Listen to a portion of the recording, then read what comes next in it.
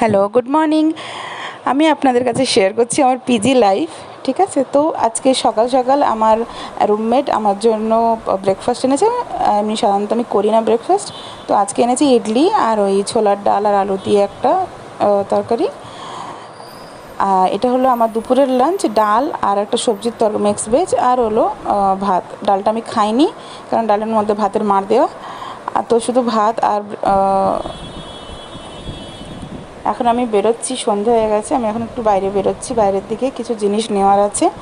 তো আমার এই যে নামছি আমি এখন পিজি থেকে, পিজির এটা আমাদের আমি থাকি 5th ফ্লোরে, তো ওখান থেকে নামছি পুরোটা, এটা 3rd ফ্লোর। বাইরে এখনও লাইট আছে, এখনও সন্ধে হয়নি। তো এই হলো পিজির সামনেটা। তো এখান থেকে সামনে গেলে মেন রোড, তো ওখান থেকে একটু যাব, এখানে একটা